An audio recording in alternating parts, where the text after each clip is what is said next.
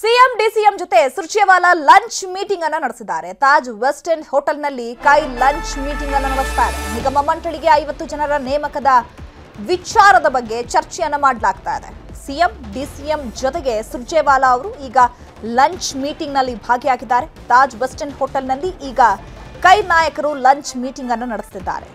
25 ಸಚಿವರು 25 ಕಾರ್ಯಕರ್ತರಿಗೆ ನಿಗಮ ಮಂಡಳಿ ಹುದ್ದೆ, ಹಾಗೆ ಶಾಸಕರು ಕಾರ್ಯಕರ್ತರಿಗೆ ಒಟ್ಟಿಗೆ ನಿಗಮ ಮಂಡಳಿ ಹುದ್ದೆಯನ್ನು ಕೊಡೋದಕ್ಕೆ ಈಗ ಪಟ್ಟಿಯನ್ನು ಫೈನಲ್ ಮಾಡೋದ್ರ ಬಗ್ಗೆ ಲಂಚ್ ಮೀಟಿಂಗ್ ನಲ್ಲಿ ಚರ್ಚೆಯನ್ನು ಮಾಡಲಾಗ್ತಾ ಇದೆ. ಸಿಎಂ ಡಿಸಿಎಂ ಜೊತೆ ಸುರ್ಜೇವಾಲಾ ಚರ್ಚೆಯನ್ನು ಮಾಡ್ತಿದ್ದಾರೆ. ಸಾಕಷ್ಟು ಕುತೂಹಲವನ್ನು ಕೆರಳಿಸಿರುವಂಥದ್ದು ಈಗ ಯಾರ್ಯಾರನ್ನ ಆಯ್ಕೆ ಮಾಡ್ತಾರೆ, ಯಾರ್ಯಾರ ಹೆಸರುಗಳು ಈ ಪಟ್ಟಿಯಲ್ಲಿ ಫೈನಲ್ ಆಗುತ್ತೆ ಅನ್ನುವಂತಹ ನಿಟ್ಟಿನಲ್ಲಿ ಈಗ ಸಾಕಷ್ಟು ಕುತೂಹಲ ಇರುವಂಥದ್ದು. ಸದ್ಯಕ್ಕೆ ಈಗ ತಾಜ್ ವೆಸ್ಟ್ ಎಂಡ್ ಹೋಟೆಲ್ನಲ್ಲಿ ಕೈ ನಾಯಕರು ಲಂಚ್ ಮೀಟಿಂಗ್ ಅನ್ನ ಮಾಡ್ತಿದ್ದಾರೆ. 25 ಸಚಿವರು ಹಾಗೆ 25 ಕಾರ್ಯಕರ್ತರಿಗೆ ನಿಗಮ ಮಂಡಳಿ ಹುದ್ದೆಯನ್ನ ಕೊಡುವಂತಹ ವಿಚಾರಕ್ಕೆ ಸಂಬಂಧಪಟ್ಟಂತೆ ಅಲ್ಲಿ ಮಹತ್ವದ ಮಾತುಕತೆಗಳು ನಡೀತಾ ಇರುವಂಥದ್ದು. ಶಾಸಕರು ಕಾರ್ಯಕರ್ತರಿಗೆ ಒಟ್ಟಿಗೆ ನಿಗಮ ಮಂಡಳಿ ಹುದ್ದೆಯನ್ನ ಅನೌನ್ಸ್ ಮಾಡೋದಕ್ಕೆ ಈಗ ಪಟ್ಟಿಯನ್ನ ಫೈನಲ್ ಮಾಡ್ತಾ ಇರುವಂಥದ್ದು. ಫೈನಲ್ ಪಟ್ಟಿ ಬಗ್ಗೆ ಸಿಎಂ ಡಿಸಿಎಂ ಜೊತೆ ಸುರ್ಜೇವಾಲಾ ಚರ್ಚೆಯನ್ನ ಮಾಡ್ತಿದ್ದಾರೆ.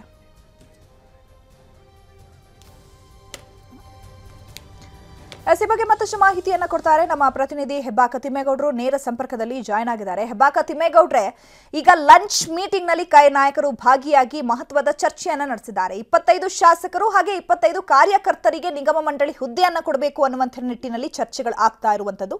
ಸೊ ಪಟ್ಟಿ ಇವತ್ತೇ ಫೈನಲ್ ಆಗುತ್ತಾ? ಯಾರ್ಯಾರ ಹೆಸರುಗಳು ಕೇಳಿ ಬರ್ತಾ ಇದೆ? ಏನೆಲ್ಲ ಇನ್ಸೈಡ್ ಮಾಹಿತಿ ಸಿಗ್ತಾ ಇದೆ?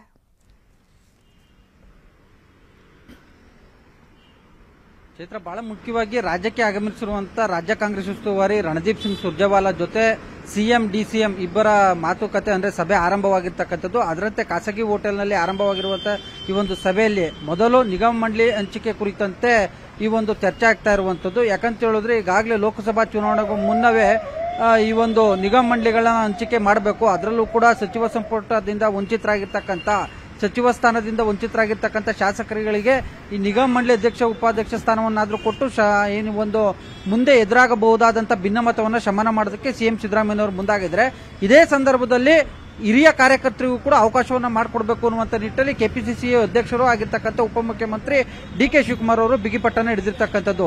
ಹೀಗೆ ಸಿಎಂ ಮತ್ತೆ ಡಿಸಿಎಂ ನಡುವೆ ಇರ್ತಕ್ಕಂಥ ಈ ಒಂದು ಜಟಾಪಟಿಗೆ ಬ್ರೇಕ್ ಹಾಕಬೇಕು ಅನ್ನುವಂಥ ನಿಟ್ಟಿನಲ್ಲಿ ರಾಜ್ಯಕ್ಕೆ ಆಗಮಿಸಿರ್ತಕ್ಕಂಥ ರಣದೀಪ್ ಸಿಂಗ್ ಸುರ್ಜೇವಾಲಾ ಅವರು ಇದೀಗ ಖಾಸಗಿ ಹೋಟೆಲ್ನಲ್ಲಿ ಇಬ್ಬರನ್ನು ಕರೆಸಿ ಮಾತನಾಡ್ತಾ ಇದ್ದಾರೆ. ಯಾರ್ಯಾರಿಗೆ ಅಂದ್ರೆ ನಿಮ್ಮ ಕಡೆಯಿಂದ ಯಾವ್ಯಾವ ಕಾರ್ಯಕರ್ತರಿಗೆ ಅಧ್ಯಕ್ಷ ಉಪಾಧ್ಯಕ್ಷ ಸ್ಥಾನವನ್ನು ಕೊಡಬೇಕು, ಇತ್ತ ಸಿಎಂ ಸಿದ್ದರಾಮಯ್ಯನವರು ಅಂದ್ರೆ ಶಾಸಕಾಂಗ ಪಕ್ಷದ ನಾಯಕರಾಗಿರ್ತಕ್ಕಂಥ ಹಿನ್ನೆಲೆಯಲ್ಲಿ ಯಾರ್ಯಾರು ಅತೃಪ್ತ ಶಾಸಕರಿದ್ರೆ ಯಾರ್ಯಾರಿಗೆ ಯಾವ್ಯಾವ ನಿಗಮ ಮಂಡಳಿಯನ್ನ ಕೊಡಬೇಕು ಅನ್ನೋದ್ರ ಬಗ್ಗೆ ಚರ್ಚೆನೇ ನಡೀತಾ ಇದೆ. ಇವತ್ತೇ ಫೈನಲ್ ಆಗುತ್ತೆ ಅಂತ ಹೇಳೋದಕ್ಕೆ ಆಗೋದಿಲ್ಲ. ಯಾಕಂತ ಹೇಳಿದ್ರೆ ಲೋಕಸಭಾ ಚುನಾವಣೆಗೂ ಮುನ್ನವೇ ಒಂದ್ ವೇಳೆ ನಿಗಮ ಮಂಡಳಿಯನ್ನು ಹಂಚಿಕೆ ಮಾಡಿದ್ರೆ ಭಿನ್ನಮತ ಬುಗಿಲೇಳಬಹುದು ಅನ್ನುವಂಥ ಒಂದು ಆಂತರಿಕ ಸುಳಿವು ಕೂಡ ರಾಜ್ಯ ಸರ್ಕಾರಕ್ಕೆ ಇರ್ತಕ್ಕಂಥದ್ದು. ಸೊ ಹೀಗಾಗಿ ಒಂದ್ ವೇಳೆ ಶಾಸಕರಿಗಷ್ಟೇ ಈ ಒಂದು ನಿಗಮ ಮಂಡಳಿ ಅಧ್ಯಕ್ಷ ಉಪಾಧ್ಯಕ್ಷ ಸ್ಥಾನವನ್ನ ಕೊಟ್ಟು ಕಾರ್ಯಕರ್ತರನ್ನ ಸುಮ್ಮನಿರಿಸಬಹುದು ಅನ್ನುವಂಥ ಲೆಕ್ಕಾಚಾರದಲ್ಲಿ ಸಿಎಂ ಸಿದ್ದರಾಮಯ್ಯನವರು ಇರ್ತಕ್ಕಂಥದ್ದು. ಆದ್ರೆ ತಮ್ಮ ಬೆಂಬಲಿಗರು ಮತ್ತೊಂದು ಕಡೆಯಾಗಿ ಹಿರಿಯ ಕಾರ್ಯಕರ್ತರಿಗೂ ಕೂಡ ಅವಕಾಶ ಕೊಡಿಸಬೇಕು ಅನ್ನುವಂಥ ನಿಟ್ಟಿನಲ್ಲಿ ಡಿಕೆ ಶಿವಕುಮಾರ್ ಅವರು ಸಾಕಷ್ಟು ಪ್ರಯತ್ನವನ್ನು ಕೂಡ ಮಾಡ್ತಾ ಇದ್ದಾರೆ. ಸೊ ಹೀಗಾಗಿ ಈ ಒಂದು ಹಂತದಲ್ಲಿ ಯಾವ ರೀತಿಯಾಗಿ ಈ ಒಂದು ಇಬ್ಬರ ಜಟಾಪಟಿಗೆ ಸುರ್ಜೇವಾಲಾ ಅವರು ಯಾವ ರೀತಿಯಾಗಿ ಬ್ರೇಕ್ ಆಗ್ತಾರೆ ಅನ್ನುವಂಥದ್ದು ಒಂದ್ ಕಡೆ ಕುತೂಹಲ. ಈ ಎಲ್ಲಾ ಬೆಳವಣಿಗೆಗಳ ನಡುವೆ ತಡರಾತ್ರಿ ಏನು ಹೆಚ್ಚುವರಿ ಡಿಸಿಎಂ ಹುದ್ದೆ ಕುರಿತಂತೆ ಪ್ರತ್ಯೇಕ ಸಭೆ ನಡೆಸಿದಂತ ದಲಿತ ಸಮುದಾಯದ ಸಚಿವರು ಮತ್ತೆ ಸಿದ್ದರಾಮಯ್ಯನವರ ಆಪ್ತ ಸಚಿವರಿಗೆ ಬುಲಾವ್ ಕೊಟ್ಟು ಅವರ ಜೊತೆನೂ ಕೂಡ ಪ್ರತ್ಯೇಕವಾಗಿ ಒಂದು ಸಭೆಯನ್ನು ಮಾತುಕತೆಯನ್ನು ಕೂಡ ನಡೆಸಿರ್ತಕ್ಕಂಥದ್ದು. ಇನ್ನುಳಿದಂತೆ ಸಚಿವರ ಸ್ಪರ್ಧೆ ಅಂದ್ರೆ ಲೋಕಸಭಾ ಚುನಾವಣೆಗೆ ಕೆಲವರು ಅಗತ್ಯ ಬಿದ್ರೆ ಸಚಿವರು ಕಣಕ್ಕಿಳಿಬೇಕು ಅನ್ನುವಂತ ನಿಟ್ಟಿನಲ್ಲಿ ಚರ್ಚೆ ಆಗ್ತಾ ಇದೆಯಲ್ಲ.